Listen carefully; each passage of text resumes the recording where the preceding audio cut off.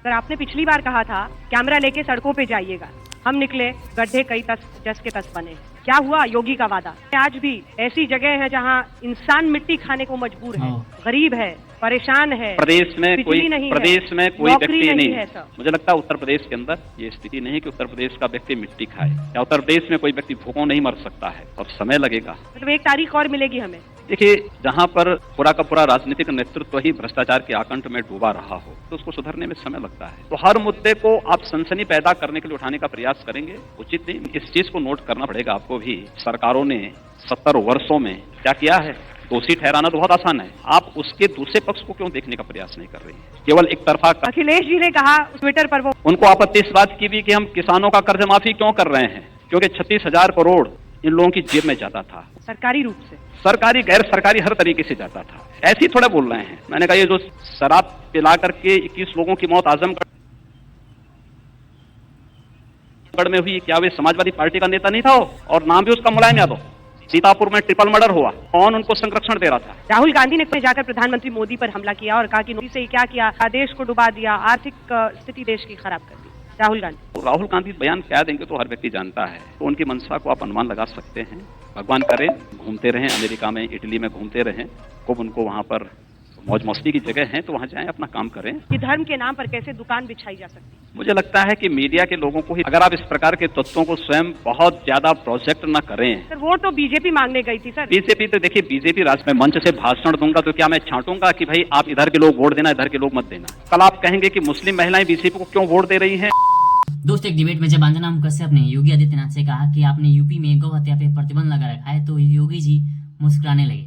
उनकी मुस्कुराहट देख अंजना जी भड़क गई और कहने लगी कि आपको नहीं लगता है कि हमारे देश में और भी कितने सारे मुद्दे हैं जिन पे बात होनी चाहिए, जिस पे प्रतिबंध लगाना चाहिए? तो योगी जी उसके बदले में कहा है तुम आगे वीडियो में देखना। लेकिन योगी जी को लगता है कि सिर्फ उनके होने से, उनके सिर्फ एक मुद्दे पे प्रतिबंध लगाने से यूपी सुधर गया है। सिर्फ कुछ भ्रष्टाचारियों को जेल में डालने से यूपी में बाकी के क्राइम नहीं होता है। यार ये थोड़ा अजीब लगता है कि योगी जी को ये पता नहीं है, खबर नहीं है कि और भी कितने सारे मुद्दे हैं जिन पे बात होनी चाहिए।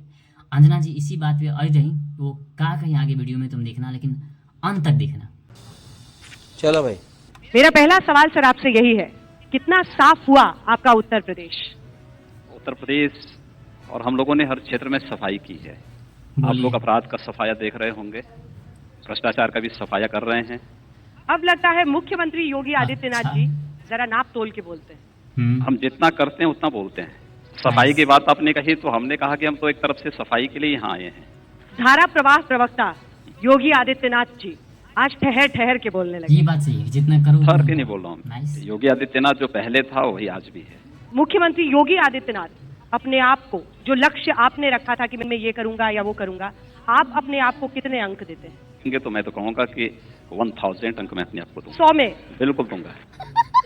सर आपने पिछली बार कहा था कैमरा लेके सड़कों पे जाइएगा, हम निकले, गड्ढे कई जस के तस बने। ठीक बात है। क्या हुआ योगी का वादा? ये गड्ढे केवल भ्रष्टाचार के नहीं, या कर्मण्यता, भ्रष्टाचार और पापाचार के गड्ढे भी हैं, और समय लगेगा। लेकिन आप इस बात को कहिए कि किसी सरकार ने कहा तो कि हम प्रदेश को गड्ढा मुक्त करेंगे। जनता को आप मूर्ख समझना बंद कर दीजिए। किसी सरकार ने ये तो कहा, खजाना खाली था तब भी हमने कहा गड्ढा मुक्ति का अभियान चलना चाहिए, गड्ढा मुक्त होना चाहिए प्रदेश। और 1,20,000 किलोमीटर में 80,000 किलोमीटर की सड़कें गड्ढा मुक्त हुई, और जो 40,000 किलोमीटर बाकी है कि पर्व और त्योहारों के पहले इन सड़कों को गड्ढा मुक्त करो, और ये होगा। मतलब एक तारीख और मिलेगी हमें? एक तारीख नहीं, एक तो सदा चलने वाली प्रक्रिया है। देखिए, आदतें जब खराब हो जाती हैं लोगों की तो उसको सुधरने में समय लगता है। क्या प्रशासनिक भ्रष्टाचार की तरफ इशारा कर रहे हैं? देखिए, जहां पर पूरा का पूरा राजनीतिक नेतृत्व ही भ्रष्टाचार के आकंठ में डूबा रहा हो, इतना बड़ा अनर्थ और कितना बड़ा अन्याय क्या है प्रदेश के साथ इन लोगों ने? आखिर उस व्यक्ति ने कहीं नैतिकता नहीं देखी, सदाचार नहीं देखा, ईमानदारी नहीं देखी, कैसे उम्मीद कर सकते हैं आप? उन आदतों को सुधरने में समय लगेगा। तो बचाव करना पड़ा उसी मुद्दे से अपनी सरकार का। मैं बचाव की मुद्रा में नहीं कभी भी हूं, और आईना देखना चाहिए कि मैं सरकार ने क्या काम किया है। तो हर मुद्दे को आप सनसनी पैदा करने के लिए उठाने का प्रयास करेंगे, उचित नहीं। मेरे पास, हम जनता की सेवा कर रहे हैं या जनता के अंदर भय पैदा कर रहे हैं? जब आंगनबाड़ी कार्यकर्तियों ने वहां साबुन वितरण का काम प्रारंभ किया तो इसको क्या जोड़ा गया कि देखिए साहब, दलितों का अपमान हो रहा है, आखिर उसको पूछा जाना चाहिए कौन वे लोग हैं जो हर मुद्दे पे इतनी नकारात्मक करते हैं कि अगर किसी गरीब को साबुन मिल जाए तो साबुन को स्वच्छता के साथ न जोड़ करके उसको किस नकारात्मक एंगल से देख रहे हैं कि देखिए साहब, ये साबुन इसलिए बांटा जा रहा है जिससे इन गरीबों का अपमान किया जा सके। आप क्रोनोलॉजी समझ लीजिए। तो ये तो सोच की फर्क है। प्रिंसिपल के खिलाफ और अन्य लोगों के खिलाफ कार्रवाई लापरवाही और भ्रष्टाचार जैसे कदाचार में लिप्त होने के कारण वहां की गई है। कोई लापरवाही के लिए मुझे लगता है कोई स्थान नहीं होगा। इस खबर ने आपको भी झकझोरा? जो अक्सर बालिकाओं के साथ छेड़खानी की घटना या गैंगरेप की घटनाएं सामने आती हैं, ये चिंता का विषय है। वो शायद सबसे बड़ी चुनौती है। देखिए, वही चुनौती नहीं, बहुत सारी चीजें हैं, लेकिन इस चीज को नोट करना पड़ेगा आपको भी। तो क्या सरकारों ने 70 वर्षों में क्या किया है? दोषी ठहराना तो बहुत आसान है, आप उसके दूसरे पक्ष को क्यों देखने का प्रयास नहीं कर रही है? केवल एक तरफा कार्रवाई नहीं हो सकती है, एक सीमा के अंदर आप उसको तय करिए, मनमानापन भी न करें, अन्याय कहीं भी न हो। लेकिन जो अच्छा कर रहे हैं हम उसको प्रोत्साहित भी करेंगे, जो गलत करेंगे उसको दंडित भी करेंगे, और यही परिणाम है। लोगों को एहसास होगा कि हाँ, हम लोगों ने भारतीय जनता पार्टी और आदरणीय प्रधानमंत्री जी के आह्वान पर भारतीय जनता पार्टी को वोट देकर के अच्छा काम किया है। हाल ही में आपने मेट्रो का उद्घाटन किया, आप गए, हंस रहे लोग। अखिलेश जी ने कहा उस ट्विटर पर, वो अखिलेश ने शुरू किया, आपने जाके ट्रैवल कर लिया उस पर। देखिए, अखिलेश जी को इस मामले में बड़ी महारत हासिल है और इसीलिए प्रधानमंत्री जी ने कहा था कि इन्होंने काम नहीं बल्कि कारनामे किए हैं प्रदेश में। अगर उनके कारनामों के बारे में मैं बोलता जाऊंगा, ये लोग केवल हर कार्य को, मैंने बताया ना एक बार, यहाँ पे एक कैंसर इंस्टीट्यूट बना हुआ है, तो वहाँ जानकारी मिली कि साहब यहाँ तो केवल ढांचा खड़ा है, वहाँ कोई मशीन नहीं है, कोई डॉक्टर नहीं, कुछ नहीं होता यहाँ पे। यही इनकी मेट्रो है और ये हर क्षेत्र में इन्होंने किया है, हर क्षेत्र में किया है। उनको आपत्ति इस बात की भी कि हम किसानों का कर्ज माफी क्यों कर रहे हैं, क्योंकि 36,000 करोड़ इन लोगों की जेब में जाता था, उनकी जेब से निकाल करके हम किसानों को बांट रहे हैं पैसा, और ये पैसा इन लोगों की जेब में जाता था सरकारी रूप से, सरकारी गैर सरकारी हर तरीके से जाता था। ऐसे ही थोड़ा बोल रहे हैं भगवान, ऐसे ही थोड़ा कर रहे हैं उनको। जैसे राहुल जी कैलिफोर्निया में बैठ करके, ऐसे ही अखिलेश जी हैं, भगवान करें वो ऐसे ट्विटर पे सक्रिय रहें, पब्लिक के बीच में सक्रिय रहने लायक है नहीं। बोलने दे, तकलीफ हुआ है बेचारे को। लेकिन आप जैसा स्पष्ट वक्ता A for Akhilesh, A for कुछ और बोलना चाह रहा था। नहीं, ए फॉर तो आदित्यनाथ ही हो सकता है। वो तो बहुत मेहनत कर रहे हैं। क्या तो हर व्यक्ति जानता है कितनी मेहनत कौन कर रहा है, कि जनता जान चुकी है क्या प्रदेश के अंदर होने वाला है। और मेरी शुभकामना है कि कैलिफोर्निया और ब्रिटेन का भ्रमण करें, पैसा रखा हुआ है, पुराना पैसा लेकर के जाएं, आराम से कुछ तो खर्च करें। प्रदेश की जनता इनसे मुक्ति चाहती है, क्योंकि इन लोगों ने उस पैसे का फ्लो अपराध बढ़ाने के लिए किया था प्रदेश में। और विधानसभा में मैंने इन लोगों को इसी बात के लिए कहा, वो हर 10 मिनट में खड़े होकर के वॉकआउट कर जाते थे। मैंने कहा यार, ये तो वॉकआउट ही कर जाओ या बैठ ही जाओ, आखिर क्या मतलब है इसका भाई? आप खड़े होते हैं 10 मिनट के, बोलते हैं कि सब अपराध बढ़ गया। और मैंने कहा अगर मैं बोलना शुरू कर दूंगा तो? उन्होंने कहा बताइए। मैंने कहा ये जो शराब पिला करके 21 लोगों की मौत आजमगढ़ में हुई, क्या वे समाजवादी पार्टी का नेता नहीं था वो? और नाम भी उसका मुलायम यादव।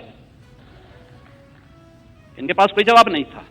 सीतापुर में ट्रिपल मर्डर हुआ, कौन उनको संरक्षण दे रहा था? कोई जवाब इनके पास नहीं था। अपराध को बढ़ाना शुरू किया। हम लोगों ने पुलिस से कहा, हमने कहा जो निर्दोष लोगों को मार रहे हैं, पापी और अत्याचारी कानून को नहीं मानता है, वो जिस भाषा में मानता है उस भाषा में समझाओ उसको।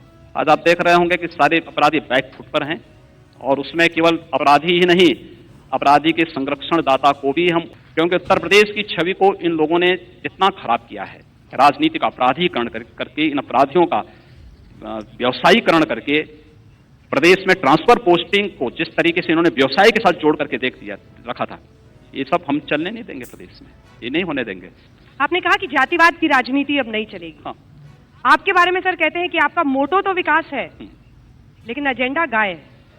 क्या बताएं, बिल्कुल गाय, हमारी गाय की रक्षा होनी चाहिए। सबसे पहला काम हमने यही कहा था, अवैध स्लॉटर हाउसेस प्रदेश के अंदर बंद होने चाहिए। हम लोगों ने प्रदेश के अंदर स्लॉटर हाउसेस बंद कराए, उसका परिणाम था गौ तस्करी रुकी।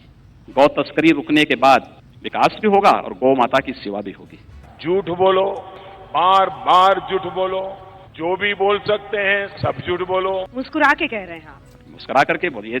मुझे लगता है कि हर भारतीय को गर्व मतलब होना अंदर चाहिए। ही अंदर योगी आदित्यनाथ जी को भी लगता है कि जिस देश में आज भी ऐसी जगह है जहां इंसान मिट्टी खाने को मजबूर है, गरीब है, परेशान है, प्रदेश में कोई व्यक्ति नहीं, है, प्रदेश में ऐसा कोई व्यक्ति नहीं जिसको हम लोग 100% राशन कार्ड दे रहे हैं।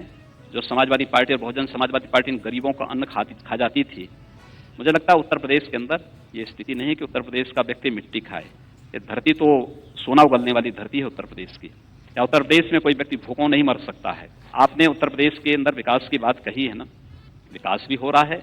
राहुल गांधी ने जाकर प्रधानमंत्री मोदी पर हमला किया और कहा कि मोदी से ही क्या किया, देश को डुबा दिया, आर्थिक स्थिति देश की खराब कर दी। राहुल गांधी तो राहुल गांधी बयान क्या देंगे तो हर व्यक्ति जानता है। देश के अंदर आएंगे कहेंगे साहब सुरक्षा नहीं है हमारे पास, और बाहर जाएंगे तो कहेंगे मुझे कोई सुरक्षा नहीं चाहिए। तो उनकी मंशा को आप अनुमान लगा सकते हैं। भगवान करें घूमते रहें, अमेरिका में इटली में घूमते रहें, खूब उनको वहां पर मौज मस्ती की जगह है तो वहां जाएं, अपना काम करें। गाय पर योगी जी की मुस्कुराहट कुछ देर तक ठहरी थी। कहीं ऐसा तो नहीं कि उस गाय के दूध से हिंदुत्व के एजेंडे को की सेहत बनती है? और इसीलिए मेरा अगला सवाल, क्या आप नरेंद्र मोदी के स्वाभाविक उत्तराधिकारी होंगे? ये उत्तराधिकार राजनीति में नहीं चलता है, ये कोई कांग्रेस की वंशावली नहीं है। इस प्रकार की बचकाना बातें किसी के गले नहीं उतरती, लोग मजाक उड़ाते हैं। या मुलायम सिंह जी की वंशावली नहीं है, ये भारतीय जनता पार्टी है। मोदी जी कल मस्जिद जा रहे हैं श्री के साथ, तो कौन सी बात है? मुझे लगता है कि भारत के अंदर हर जगह जाना चाहिए, व्यक्ति कहीं भी जा सकता है। मंदिर है, मस्जिद है, गुरुद्वारा है, चर्च है, कहीं भी जाए, कौन बात है उसमें? इसमें कोई आपत्ति किसी को नहीं होनी चाहिए, स्वागत योग्य है, अभिनंदनीय है। बहादुर शाह जफर की मजार पर भी गए, तो स्वागत योग्य है। बहादुर शाह जफर अगर इस देश ने समझने का प्रयास किया होता, इस देश का कठमुल्लापन अगर उसको समझने का प्रयास किया होता, तो संभवतः इस देश में कभी सांप्रदायिक विभाजन इस देश में नहीं होता, इस देश का विभाजन नहीं होता। लोगों ने बहादुर शाह जफर को अपना नेता माना होता, जिन्ना को नहीं माना होता ना, ये देश बढ़ता नहीं और पाकिस्तान में इस प्रकार की दुर्गति वहां के लोग नहीं झेल रहे होते। आपको भी सख्त नजर रखने की जरूरत है, क्योंकि जिस तरह की तस्वीर अब निकल रही है बड़ी भयावह है कि धर्म के नाम पर कैसे दुकान बिछाई जा सकती है। मुझे लगता है कि मीडिया के लोगों को ही इसके बारे में स्वयं सचेत होना चाहिए पहले ही। अगर आप इस प्रकार के तत्वों को स्वयं बहुत ज्यादा प्रोजेक्ट न करें। सर वोट तो बीजेपी मांगने गई थी सर। बीजेपी तो देखिए, बीजेपी राजनीतिक दल है, जो भी मतदाता होगा उससे हम वोट मांगने की अपील करेंगे। मतदाता कोई भी होगा, मैं मंच से भाषण दूंगा तो क्या मैं छांटूंगा कि भाई आप इधर के लोग वोट देना, इधर के लोग मत देना? हम तो सबसे कहेंगे कि भैया आप बीजेपी के समर्थन के लिए बीजेपी आ गई। मैंने कहा, हम लोगों ने कहा ना, हमारे अपने मुद्दे हैं, हमारे अपने मूल्य हैं, अपने सिद्धांत हैं, जिसको भी ये सब पसंद है वे सब हमें वोट दें। कल आप कहेंगे कि मुस्लिम महिलाएं बीजेपी को क्यों वोट दे रही हैं, ये तो बड़ी वैसी बात हो जाएगी।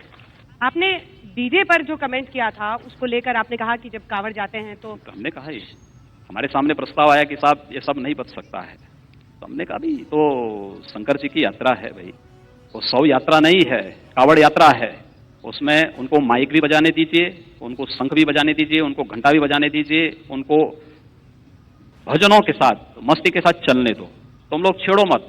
और आश्चर्य करेंगे, 4 करोड़ कांवड़ यात्री एक दिन का नहीं हिला, इसको कहते हैं अनुशासन। 15, 20, 25 लोग हथियारों के साथ निकल जाएंगे, तोड़ फोड़ करेंगे जगह जगह, ये नहीं होने देंगे। वाह मोदी जी, वाह वाह। इस पूरा डिबेट को देख के लगता है कि योगी आदित्यनाथ को कितनी गलतफहमी हो गया है। उनको लगता है कि सिर्फ एक मुद्दे पे बात करने से, एक मुद्दे पे प्रतिबंध लगाने से बाकी के मुद्दे अपने आप सुलझ जाते हैं। जैसे किसी रेपिस्ट को एनकाउंटर करने से बाकी के रेपिस्ट डर जाते हैं, किसी एक करप्ट आदमी को जेल में डालने से बाकी के जो भ्रष्टाचारी हैं वो सुधर जाते हैं। जैसे मोदी जी के आने से देश सुधर गया है। जैसे राहुल जी अब कभी भी सत्ता में नहीं आ सकते। बहुत सारी बातें हैं जिनको देख कर लगता है कि यार योगी जी और भी बहुत सारे मुद्दे हैं जिन पे आपको फोकस करना चाहिए, आपको ध्यान देना चाहिए। जैसे अयोध्या में हाल ही के हमने देखा वो गैंग रेप, उस पर तो कुछ नहीं बोले। हाँ, एक मुद्दे पे इतना गर्वित होने की जरूरत नहीं है, अभी बहुत सारे मुद्दे हैं आपको काम करने हैं यूपी में, और मोदी जी को कहो पूरे देश में। ये मुझे लगता है, तुमको भी लगता है कि योगी जी को थोड़ा सा आम हो गया है, और योगी जी अब सोच के बोलने लगे हैं। जैसे अंजना ने कहा कि अब योगी जी जो फ्लुएंटली प्रवाहित भाषण देते थे वो अब सोच के बोलने लगे, यानी कि वो सोचने समझने लगे हैं बोलने से पहले। थोड़ा बदलाव आना जरूरी है।